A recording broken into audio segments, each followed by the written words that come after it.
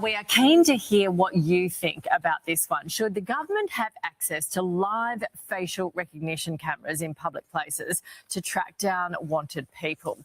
A new trial is being rolled out in Western Australia that will see authorities use the technology to scan the faces of thousands of people with any matches to their database, alerting police in real time. In its first week, the system scanned more than 130,000 people, leading to 19 arrests and 2 incorrect alerts. But human rights campaigners are already warning this could be a privacy violation. For more, we're joined by Dan Halpin, former ASIO officer and CEO of Cybertrace, and Robert Critchlow, former New South Wales Police Superintendent. Good morning to both of you. Dan, we'll start with you. In the simplest possible terms, explain how this tech works.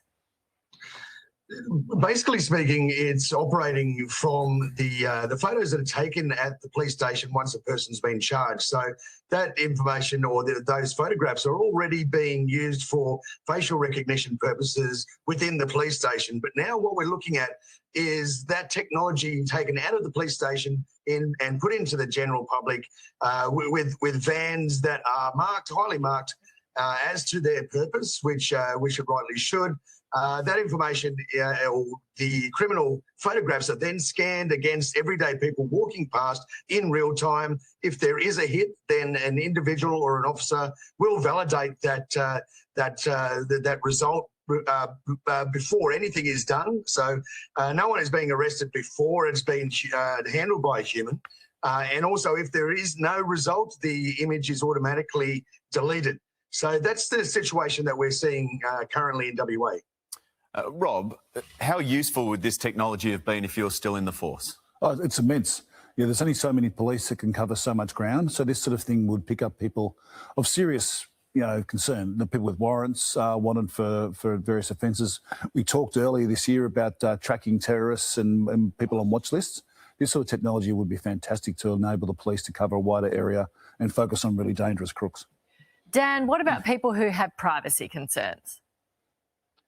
I feel that's quite validated when you consider that it is capturing images of everyday people, including their children, especially people who have done nothing wrong, where with the existing system where individuals are photographed within a police station, they've actually committed an offence or alleged offence and had their image taken. But should that apply to innocent individuals in the public space where there is a feeling of freedom in those public spaces? So I think whatever happens from here on in will need to be covered by very strong legislation. Interesting, Rob, because Pauline Hanson today calling for an ICE-style crackdown on illegal migrants. If one nation came to power, for example, could this technology be used for something like that? Anyone with bad intentions can make bad decisions, and I think that'll be a bad decision. I think that's a misuse of technology and really inappropriate, and I hope we don't see that. We need to keep the focus on people that are wanted on warrants, who have actually committed offences, been through the courts, people who are on terrorist watch lists, as we said, like the ISIS brides. We've discussed that before.